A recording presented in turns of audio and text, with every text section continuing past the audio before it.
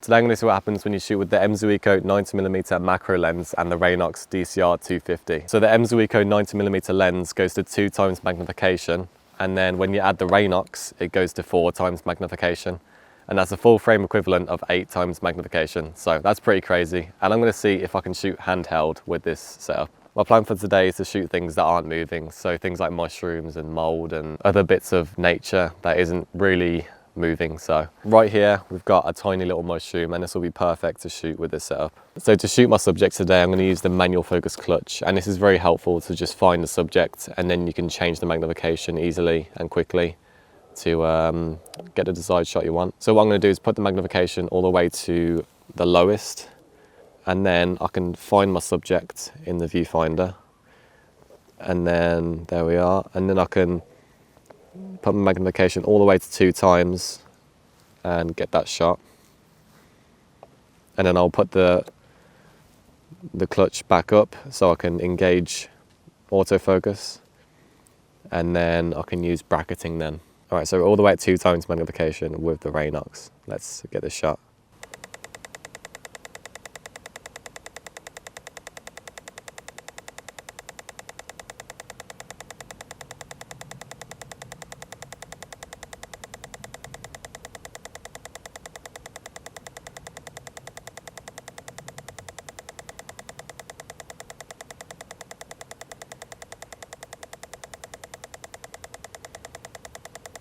Almost there. This is taking a lot of shots.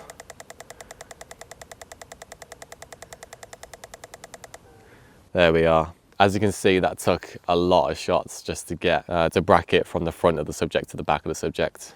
And that's because when you're more magnified, your depth of field is a lot thinner. So you're gonna have to shoot a lot more shots to bracket for when you focus stack later. So I've just found some logs on the floor and I flipped them over. And my hope is that I find something really small where I can show off how magnified this setup can go to. So I've flipped over some logs, and right here, we've got a tiny little woodlouse.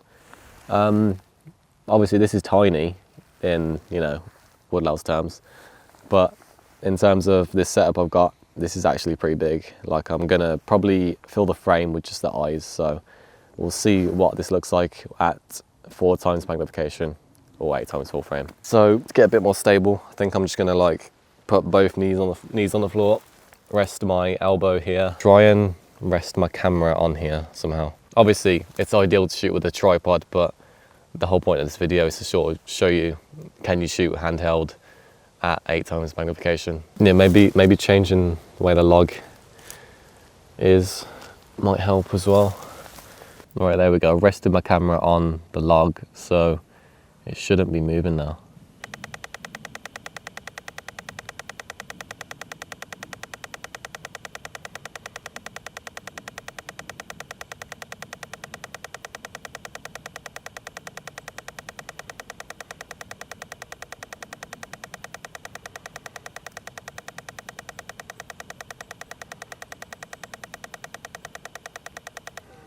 There's a bit of leaf sort of obstructing the shot, so I'm going to try and move that out of the way. Or maybe I won't get the shot because it started moving around a little bit. It's still staying still, but it's sort of woke up and the antenna has started moving. Just flipped over another log here, and there's a few little bugs here and some lichen, and there's probably something else I might find while I'm looking around this little log. So we'll get some shots here. I'll do some single shots as well, so you can see the depth of field at this magnification on this camera.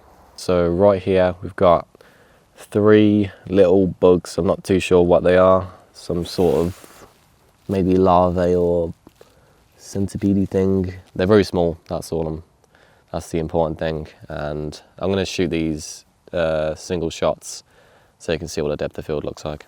So I'm photographing one of the smaller little bugs out of the selection, and is literally filling the frame, and it's very hard to get in focus. Literally, if I breathe, I will miss focus. And I'm shooting at f8 as well, because f8 is like a benchmark sort of aperture for macro photography. Macro photography f8 is quite good, so it'd be interesting to see what that looks like. And then I'll shoot one at f13 after that, because that's probably a more optimal aperture for a single shot.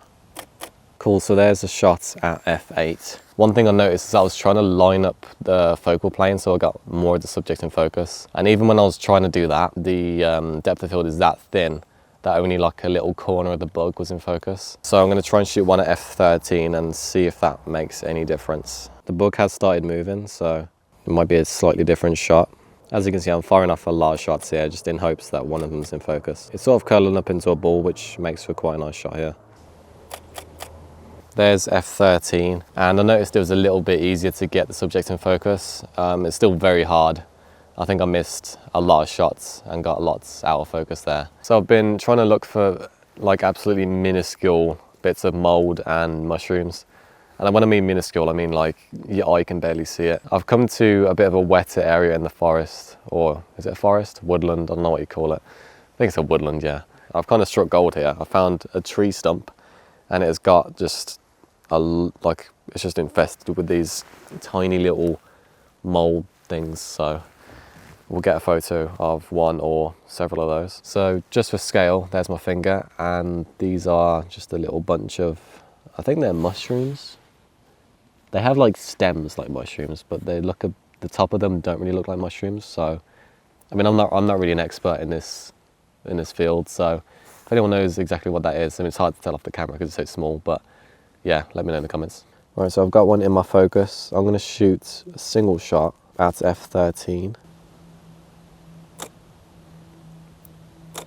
I think one's in focus there. Now I've got a single shot, I'm gonna get a bracket shot of the same subject. And I'm gonna use an aperture of f10.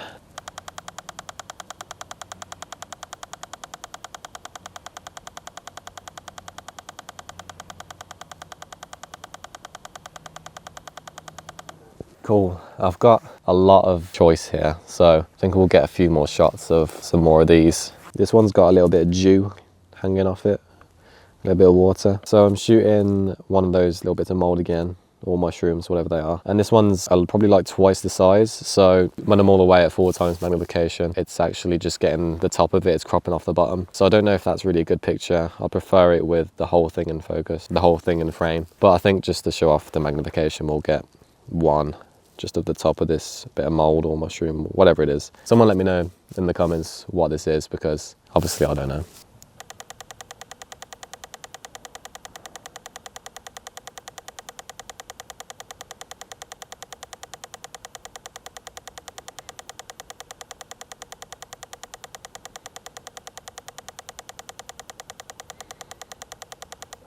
That should be good. We'll try one slightly less magnified, a bit more of a nicer composition, because obviously that one was just solely to show off the magnification of the lens and the Raynox combination. It's quite a nice composition. It's in like a little bit of a valley. I'm shooting this at 1 times magnification with the Raynox on. So that's probably about 2 times magnification, I think.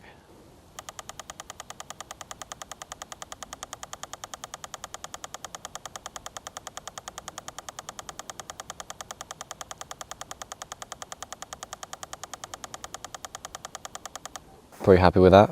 So the one problem you get at shooting at 4 times magnification or 8 times full frame equivalent is that you're sort of limited with creativity because you're so close. For that shot there, I preferred it when I shot a little bit less magnified and stepped back a bit from the subject to get more of an interesting composition and a more pleasing image, in my opinion. So for scale, on the end of my fingernail right there, we see the subject that I just photographed. And this is the one I photographed before, so it is a lot smaller.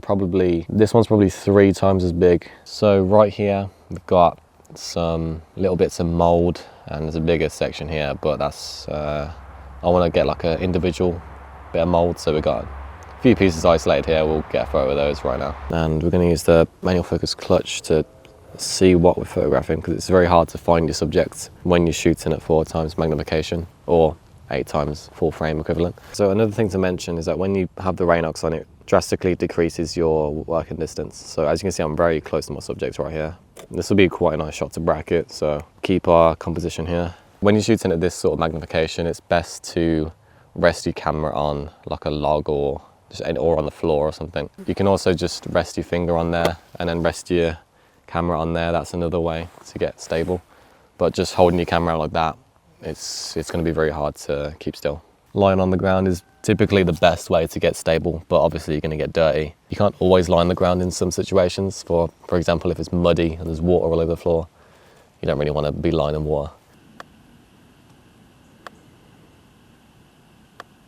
So as you can see, it's only firing a shot every now and then. That's because my flash is overheating. So if you shoot at 1/16 like I am now, when you bracket, it's typically going to overheat after a few brackets. Whereas I typically shoot at 1/64 and 1/32, and I don't really change from that. But because I'm so magnified, I'm having to increase the flash power. So I'm going to shoot this at 1/32 on the flash now, and then I'm going to change some of my settings so it is exposed for this flash power. Because if I shoot any lower, it's going to overheat again. So I'm going to shoot at f8, ISO 400 and 1/100 on the shutter speed, and that should be good for 1/32 on the flash.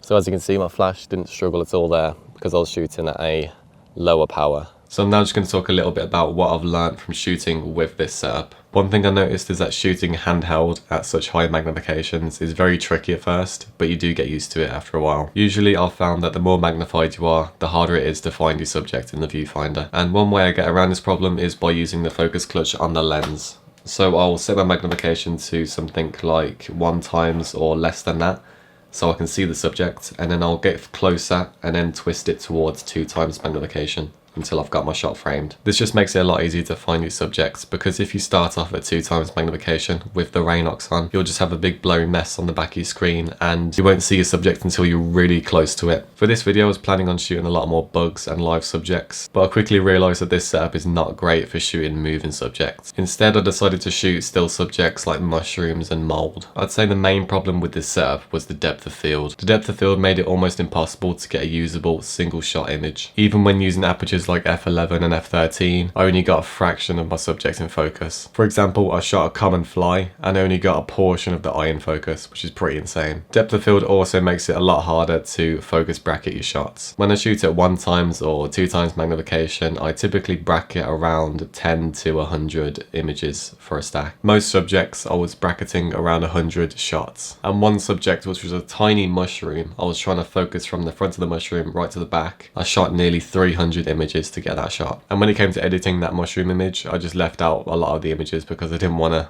just stack 300 images just for a very mediocre mushroom image, in my opinion. So the depth of field also makes it very hard to see what you're trying to focus on. Whenever I focus bracket, I like to focus just before the subject starts. When it came to using this setup, I actually missed my focus and started the focus slightly more forward than I wanted to. But when I was looking at the back of the camera out in the field, it looked like my focus was set a lot further back, and it was almost impossible to see the focal plane in your image. It looked like the whole image was just blurry. Another problem with focus bracketing is that when you're more magnified and you have to shoot a lot more shots, you typically have a lot more artifacts when you stack those images. So because you're not physically moving the camera and it's just turning the focus ring automatically, a lot of my images had these sort of halos on the edge of the subject. And there's a couple ways I could have got around those artifacts. I could have either spent a long time trying to remove it in Photoshop, or I could have used one of these out in the field, which is a focusing rail. When you attach the Raynox to pretty much any lens, it will decrease the working distance. The Mzuiko 90mm macro has a really good working distance, but as soon as you attach the Raynox DCR250, the working distance becomes really short. For shooting bugs and other live subjects, this makes it not very ideal, just because you get so close to your subjects that it's almost impossible to not disturb it. So another bad thing about the working distance is that when using a flash and diffuser, the light typically falls around here,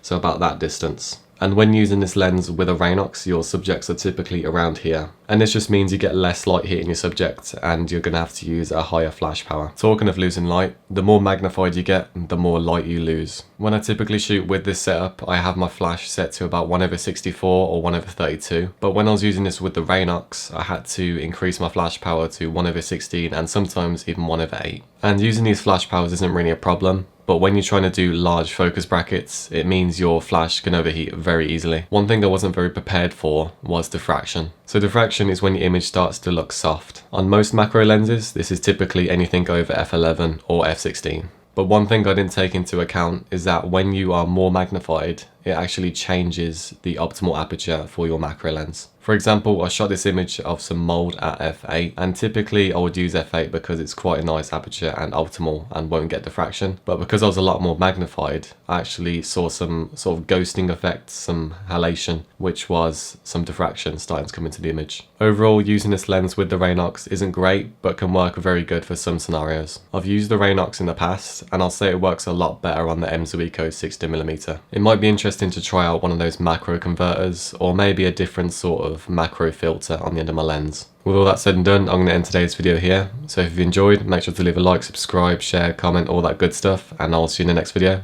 Bye.